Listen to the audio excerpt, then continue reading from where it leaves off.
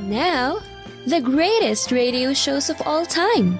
Suspense. The Shadow Node. Washington calling David Harding, Counter Spy. Classic radio theater. The Great Gildersleeve. Fibber McGee and Molly. Dragnet.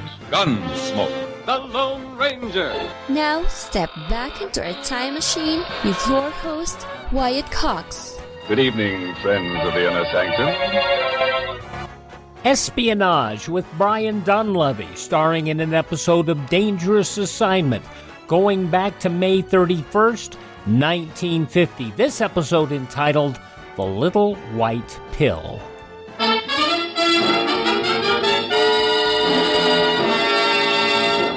On stage, tonight from Hollywood, Dangerous Assignment, another in the Wheaties' big parade of exciting half-hour presentations.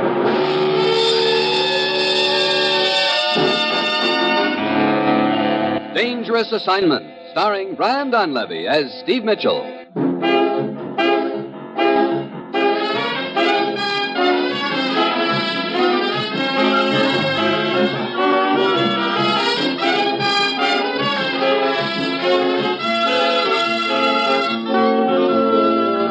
Yeah, danger is my assignment. I get sent to a lot of places I can't even pronounce. They all spell the same thing, though, trouble. But when I walk into the commissioner's office, I don't realize that this assignment's going to involve my trying to poke a hole in the Iron Curtain with just one weapon, a little white pill.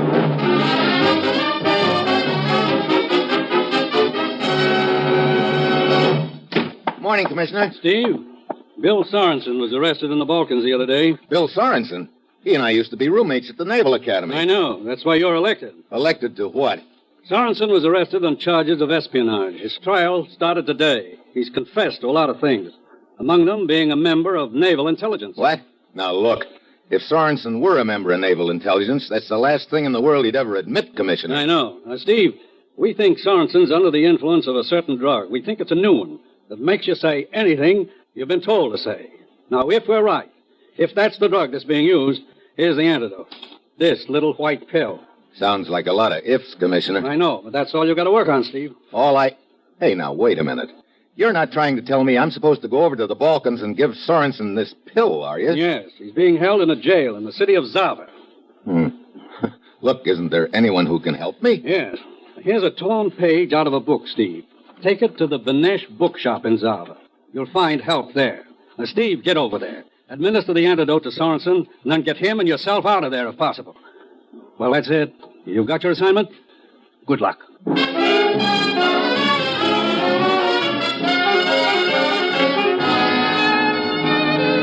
Yeah, this is a job I'm going to love. I can see that already. Steve Mitchell, armed with a book page and a pill, saves the day.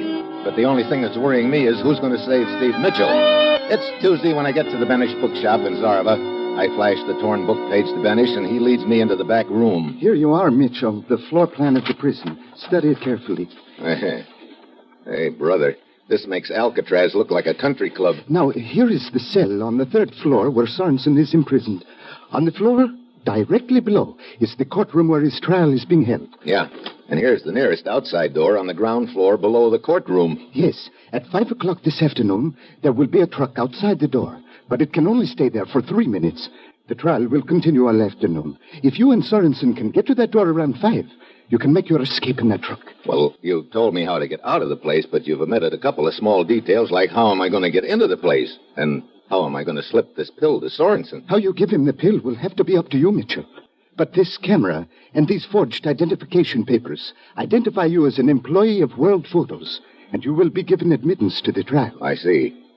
Look, have you any idea what Sorensen found out that they didn't want him to know? I do not know. But you had better get over to the prison, Mitchell. You have no time to lose. Remember, the truck will be waiting outside the gate at 5 this afternoon.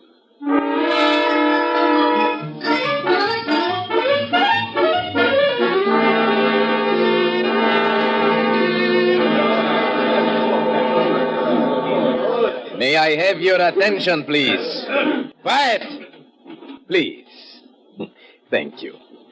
Allow me to introduce myself to the press. I am Colonel Mitro, commandant of this prison. Now, I have gathered your reporters and photographers together in order to examine your papers. You, sir, I will start with you. Me? Yes, your papers, please. Well, here they are. So, yes, they appear to be in order. One moment while I check my list. Yes, your name is on it. It is your pass which will admit you to the trial. Thank you, Colonel. One moment, please. What's the matter? Matter? Nothing is the matter. I merely wish to inform you that one of your colleagues is here. My colleagues? Yes, another representative of World Photos. Oh, I see. Well, it's a pretty large outfit, Colonel, and I... There she is over there. Miss Travnik. Oh, look, don't bother. You called me, Colonel Mitro? Yes. Here is a colleague of yours, Miss Travnik, Mr. Mitchell. Oh, really? You will excuse me now. I must examine the rest of the credentials. You over there, may I see your face? Your face looks familiar, Mr. Mitchell. I believe we have met before, haven't we? I don't know, have we? Perhaps in Vienna last year. Yeah, perhaps. How long have you been working for World Photo? Oh, not very long. How about you? 5, 6 years. Strange. We should have run into each other several times, both working for the same company. Well, it's sort of a big outfit, you know. Yes, but even so... All your papers are in order, ladies and gentlemen. And now, if you will follow me, I would like to conduct you on a brief tour of our prison. We want all of you people to see what a model prison this is. How every comfort is provided for each prisoner.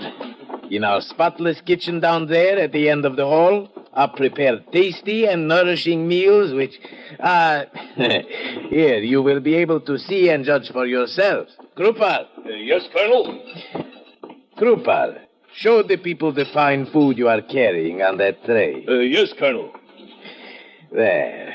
As you see, ladies and gentlemen, it is quite a tasty lunch. To which prisoner are you taking this tray, Krupal? To the self-confessed spy and enemy of... enemy of... Enemy of the people, Krupal. Enemy of the people, Colonel. Yes. You see? We show mercy even to confessed spies like this Sorensen. You may go now, Krupal. Hey, thank you, Colonel. And now we will resume our tour. On the right, you see the administration officers. Notice how clean and official. And on the left... Hey, Krupar. Yes? Would you like to have your picture taken? My picture? Oh, but of course, that would be nice. Sure. Servant of the people, carries food to enemy of the people. Here. Now, just hold it a second like that. There. Oh, Now, thank wait, you, wait a minute. I want one of you without the tray. Here, I'll take it. Huh? That sure looks like a good lunch, stew, hot tea. I'll just set the tray on the floor. And have a... Whoops. No. Oh, please be careful, Oh, that's okay. I just spilled a little tea into the saucer. I'll pour it back. There, yeah. Oh, I hope it is all right. The Colonel would be furious if anything happened to that specially prepared lunch. Specially prepared? Why, I thought these were the kind of meals you served all the time, even to the enemies of the people, Krupar. Yes, of course. I forgot. Mr. Mitchell. Huh? Oh, Colonel Mitro. Mr. Mitchell, may I inquire what you are doing? Why, just snapping some pictures of Krupar here. No harm was intended, Colonel. It is the firm policy of this prison that all members of the press will stay together under my supervision. Yeah, sure. Sorry, Colonel. Well, let's resume the grand tour.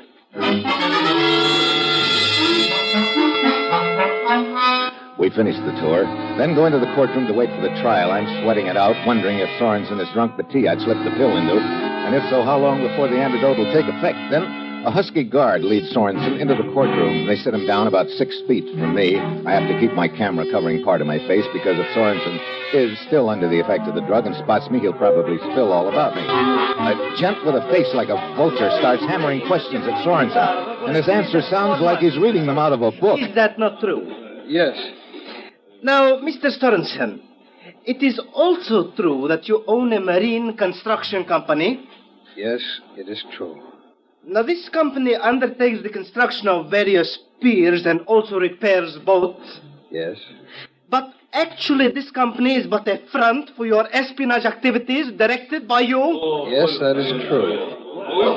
Now, tell the court the exact nature of your espionage activities. I spied on ship movements at the waterfront. I also kept records of troop movements. Go on. I spied. Go on. No.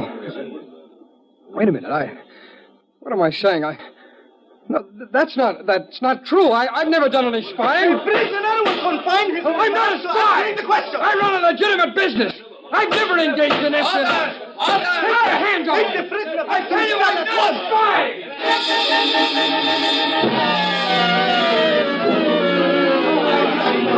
The courtroom's in an uproar. The guards yank Sorensen out of his seat. And just then our eyes meet. Sorensen droops one eyelid for a second and then turns to go. The antidote has worked. He's okay now, and now is my chance. I shoulder my way through the crowd into the hall. A lot of people are milling around. I get to Sorensen and the guard just as they reach the elevator. What do you want? Stand back. Sorry, busted. Come on, Sorensen. Let's get to the elevator fast. Okay, Steve. Oh, brother, am I glad to see you. What happened, Steve? They had you drugged, Bill. I slipped an antidote into the tea they brought you. Look, our only chance is to get to the ground floor and out to the truck at the gate before they sound the alarm. Here we are. Good. The hall's deserted. They're probably still milling around upstairs. Come on. That door down at the end of the hall, Steve. Does that lead outside? Yeah, there should be a truck waiting there for us. Here we are.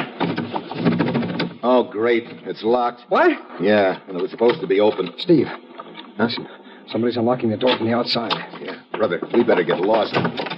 Here they are. My guard and another one with him. Come on. Indeed, yes, both of you. We will not hesitate to shoot. So, you would escape, huh? But the little plan did not work. And now you will have a cellmate, Mr. Sorensen.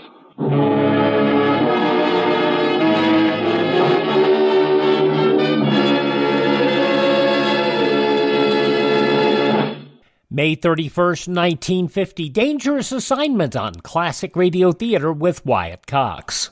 Let's see, if something costs less, but people are happier with it, that sounds like something to look into, and that's MediShare. Maybe you've heard switching to MediShare to pay for healthcare can save the typical family $500 a month, and that's huge, but it's also true that people are way more satisfied after making the switch, too. The customer satisfaction rate for MediShare is double that of the typical health insurance plan. Double. MediShare works. It's been around for more than a quarter century, and members have shared more than $3 billion of each other's bills. People love having telehealth and a huge nationwide PPO network. So, yeah, you can save a ton and like it better. Imagine being happy with how you're taking care of your health care. So if you're self-employed or part of the gig economy, or you just want a plan you're happy with, you can call right now and get a price within 2 minutes. A very, very smart use of 2 minutes. Here's the number you need. 833-34-BIBLE. That's 833-34-BIBLE. 833-34-BIBLE. Now on Classic Radio Theater with Wyatt Cox, more of Brian Donlevy and Dangerous Assignment, May 31st, 1950, The Little White Pill.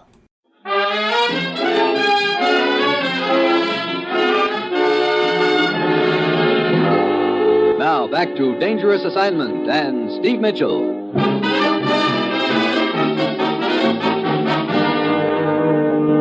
We have done well, Varys. We have captured not only Sorensen, but the man who was helping him escape. The colonel will be pleased with us. Run, tell him at once. I will hold my gun on these two while you're gone. Very well. Well, thanks for the try anyway, Steve. That's okay. I'm sorry it didn't work out. But it will, Mitchell. Huh? Go quickly. Hey, what do you mean?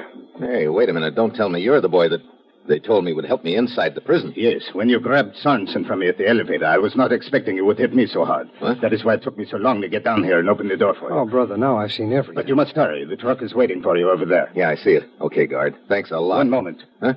Hit me. Again? I must have some reason for allowing you to escape. Hurry, you have not much time. As soon as they discover you got away, they will set off the alarm. Well, okay. This is a pretty poor way to show my appreciation, but thanks. Anyway, come on, Sorensen. We spot the truck outside, dive into it, and roar through the prison gates. A siren splits the air, and the gates clang shut behind us. We turn into the highway, and I jam the accelerator down to the floorboard.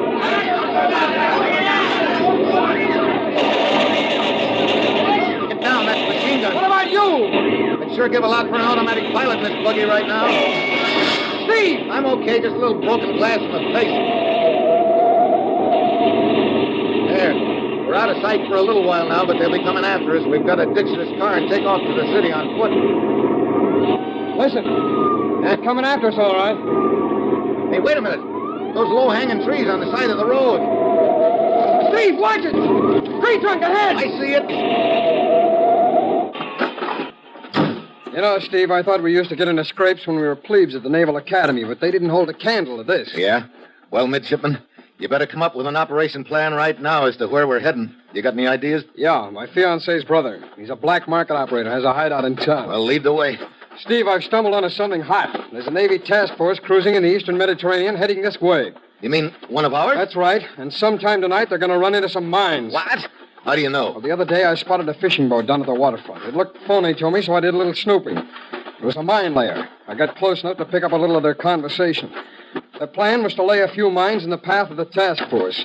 Afterward, they could always claim they were floating mines from the last war. Oh, great. Look, have you any idea where they laid the mines? Well, from what I picked up, I think I could locate them on a chart, but somehow we've got to get word to that task force, Steve. Yeah, that isn't going to be easy.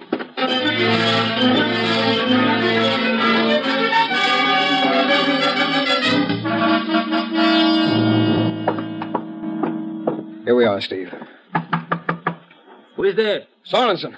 Sorensen. Quick, come inside. Okay, come on, Steve. Travnik, this is Steve Mitchell. He arranged my escape. But where is Eva? Eva, what do you mean? Well, I thought she would be with you. Why?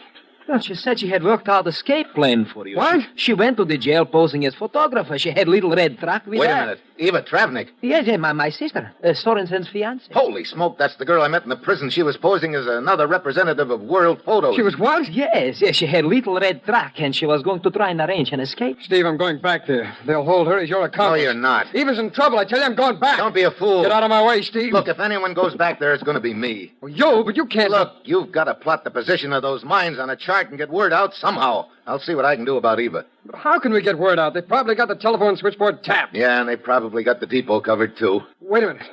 Hey, why didn't I think of it? Travnik's plane. What? Like I told you, Travnik here's a black market operator. He does a lot of flitting around undercover.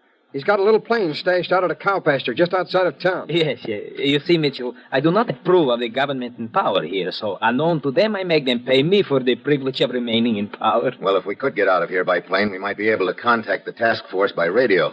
Travnik, I guess it's up to you. Look, you say you like to make the government pay you. Well, this would cost them plenty, but I'm afraid there wouldn't be any dough in it for you. That's what bothers me. But men once told me there were other things in life besides money. Perhaps this will give me a chance to find out if he was right. Very well. I will try to get you out. Good.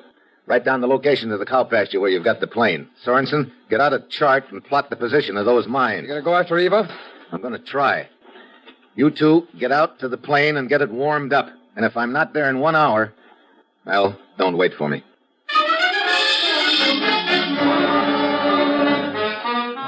I take back streets and cut across fields. 20 minutes later, I get to the road outside the prison. They've set up a searchlight and a roadblock, and there are a long line of parked cars and trucks. The guards are checking them one at a time.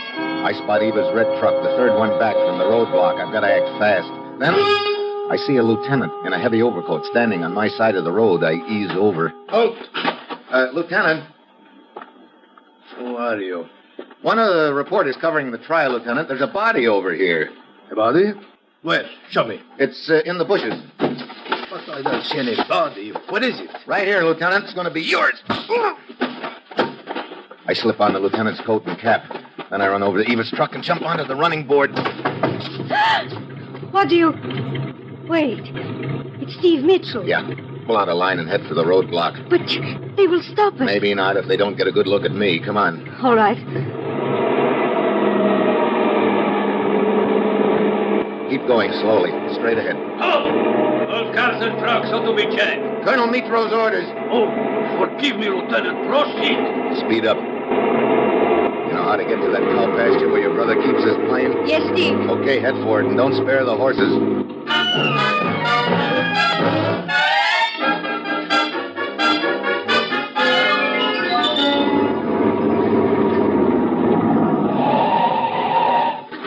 There it is. They've moved it out of the barn. Come on, hurry. Eva! Eva, you okay? Yes, Bill. Get in. Hold it. Okay. Come on. Hold that. Yeah, let her go. Hey, look ahead of us. On the field. Police cars. They must have followed you here. Oh, great. 4 of them blocking the runway and a grove of trees behind us. That's it, brother. We're through.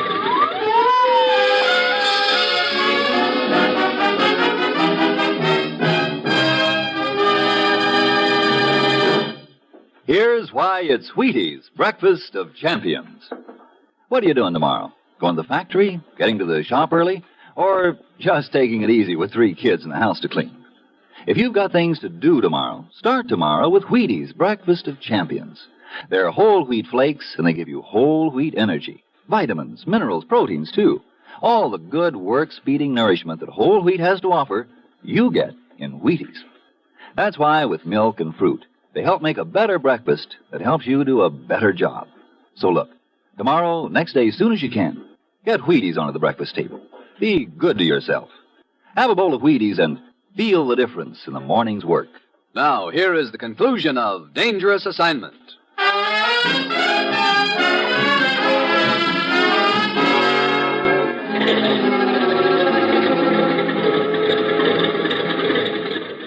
And the conclusion of Dangerous Assignment, May 31st, 1950, comes up after these words from your favorite station on Classic Radio Theater. No offense, but are you a little fat when you look in the mirror? How would you like to learn the secrets to lose 3 to 5 pounds a week easily without joining the gym or going through any crazy diets? It's called Body Sculpt by Med Diet. For the last 2 decades, we've been helping people just like you that have pounds they want to shed. We've helped millions of people lose thousands and thousands of pounds over the years. And now it's your turn. Learn the secrets of how to lose weight with one simple phone call. You'll see an amazing difference in a matter of days. Don't believe us? We'll offer you a money-back guarantee. If you're ready to start losing weight right now, call right now to learn more about your risk-free order to Body Sculpt. Call for your risk-free offer. 800-738-5332. 800-738-5332. 800-738-5332. That's 800-738-5332. Are you in bad pain? You know what I mean. Your knees hurt. Your shoulder hurts. Your elbow and back are constantly killing you. And I'm sure you've tried every pain pill or cream available at the drugstore. Am I right? Well, here's something you haven't tried. Pain Magic.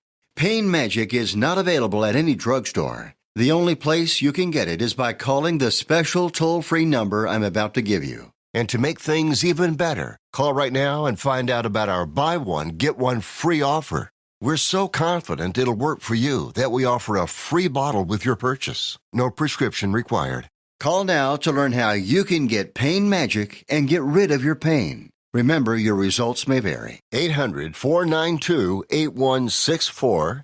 800-492-8164. 800-492-8164. That's 800-492-8164.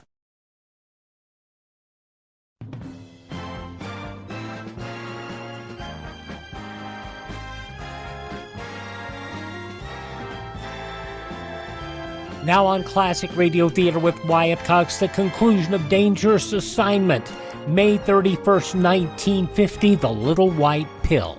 Steve, what are we going to do? We can't take off. And who says we can? But those police cars are blocking the runway ahead. So we will just go the other way, that's all. Full engine. Left, rather. Hey, what the... Hey, you're turning the plane around. Certainly. Now we taxi. Hey, you're heading right for those trees. Watch out. Oop, brakes. And right, rather. So. Look, there's a clearing in the trees. Well, certainly. In my business, one must prepare for such emergencies. Now, left, rather.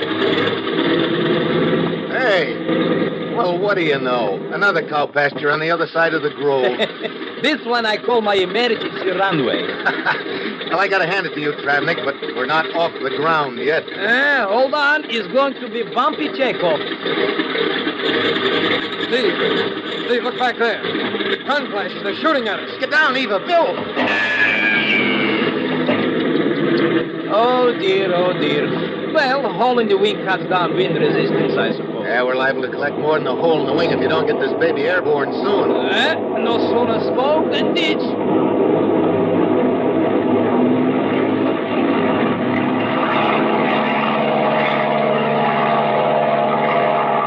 Oh, boy, you better head for the coast, Travnik. Yes, I agree. The sea air will be welcome change right now. Steve, I plotted the location of those mines, but how are we going to get in touch with that task force? Hand me that microphone, Travnik. Yes, certainly. Here you are. Steve, what frequency are you going to try? I was trying to remember. There's an aircraft voice circuit that they always guard. 4-1 something. That's right. Wait a minute. It's 4145 kilocycles. Yeah. I'll tune to it.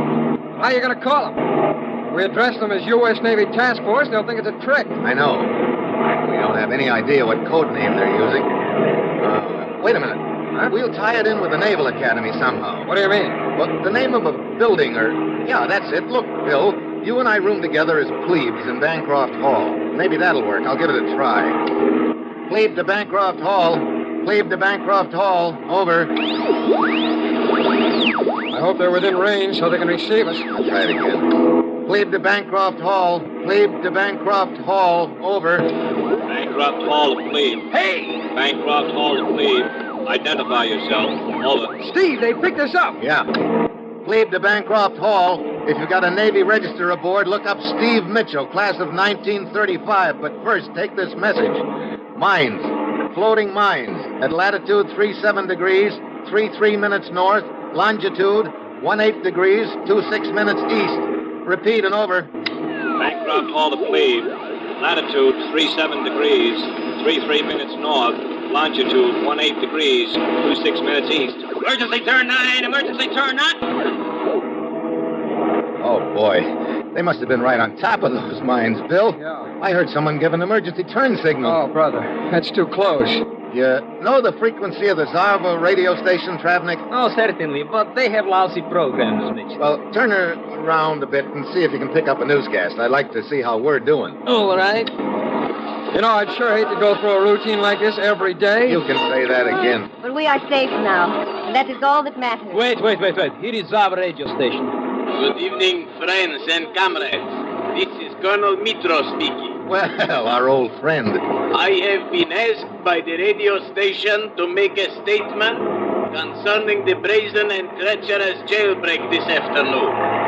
Rest assured, the fugitives will be apprehended shortly. Don't hold your breath, Colonel. And I am happy to announce that the ringleader of the plot has been executed. A prison guard who turned traitor to the people. Steve! Turn it off, Travnik. That was our friend. Yeah. He was trying to help. And now he is dead. Yeah. And we think we went through a lot. Well, I hope he knows we got away. He must know. Yeah, well, one thing I know. As long as there are guys like him, that Iron Curtain's going to have a few holes in it.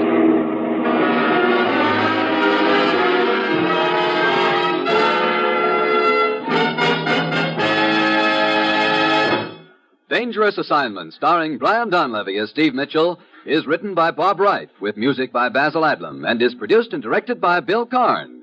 Join us again next Wednesday when Brian Donlevy as Steve Mitchell embarks on another dangerous assignment. And this is the Wheaties man, Frank Martin, inviting you to listen next Monday night to Frank Lovejoy and Night Beat on the Wheaties Big Parade.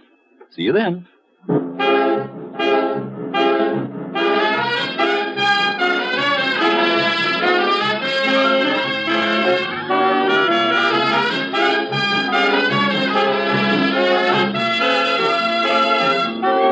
May 31st, 1950, Dangerous Assignment on Classic Radio Theater with Wyatt Cox.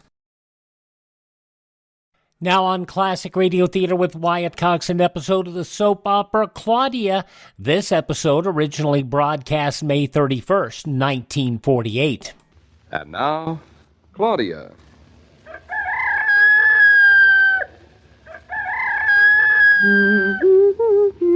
Dum-dum-dum-dum.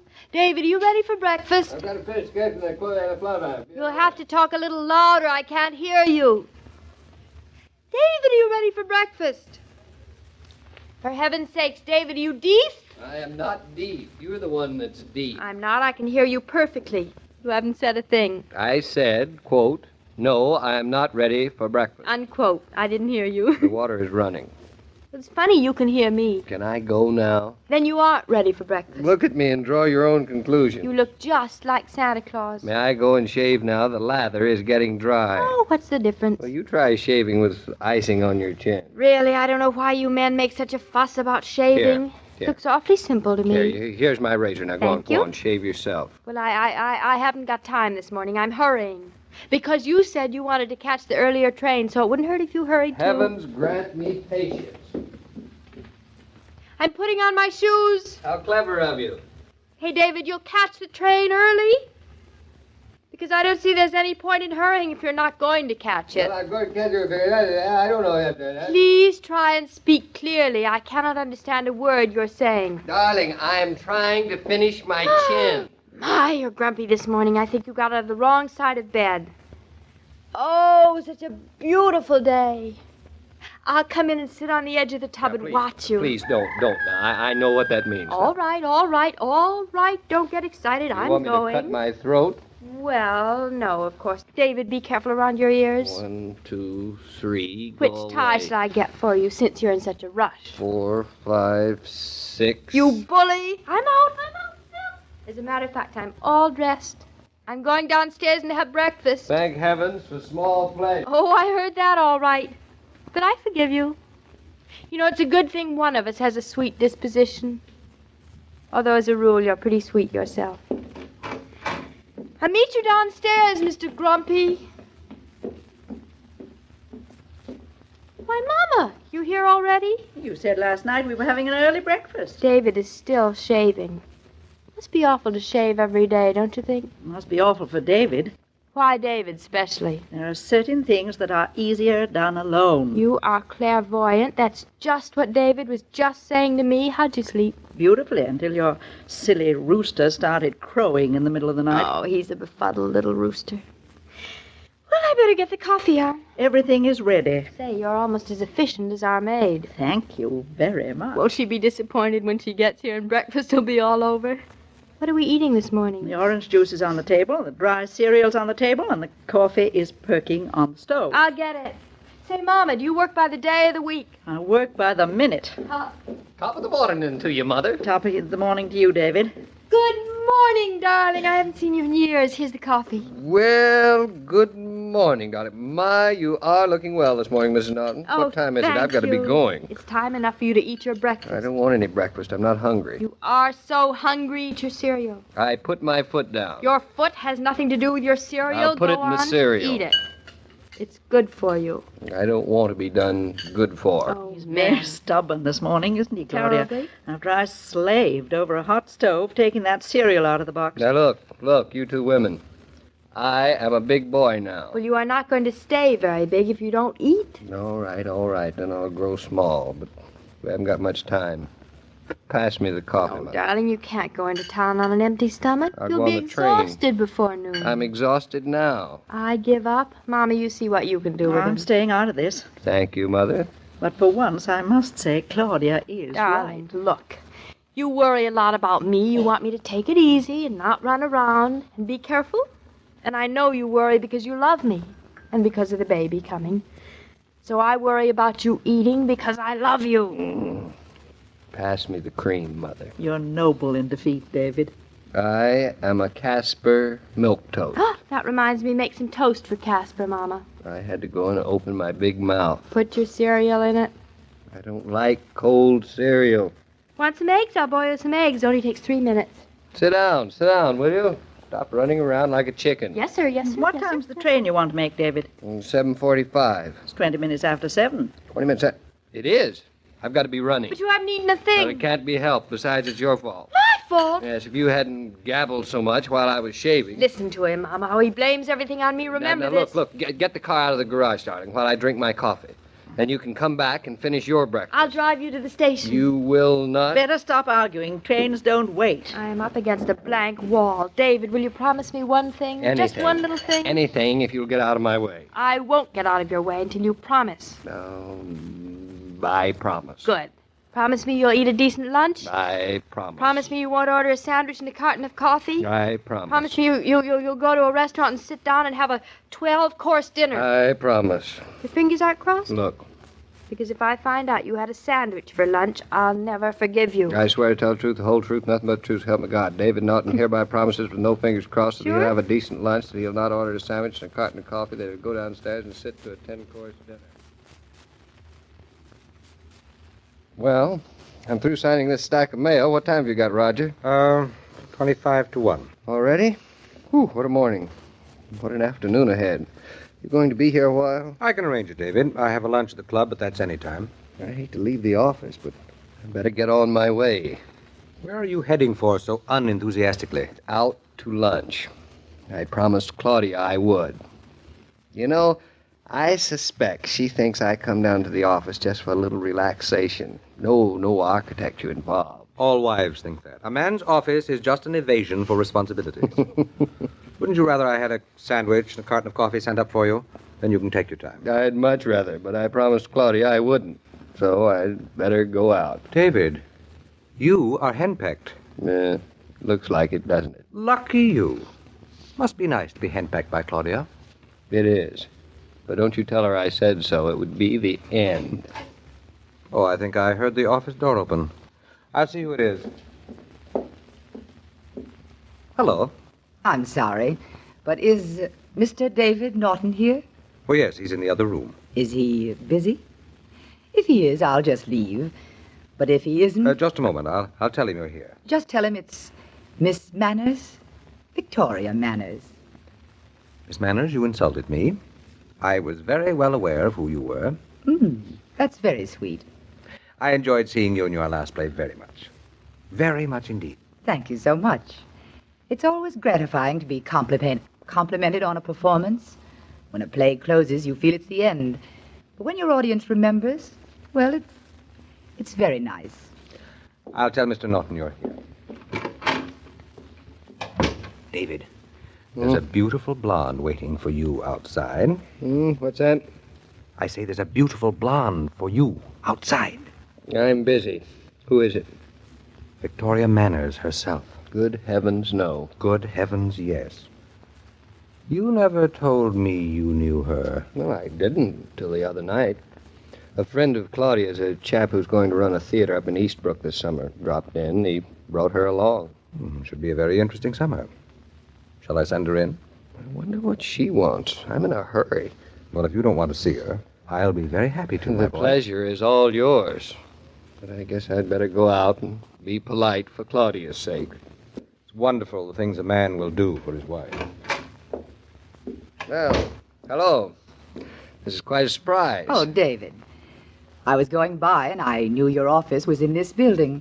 So I thought I'd just drop up and say hello. Well, that was very thoughtful of you.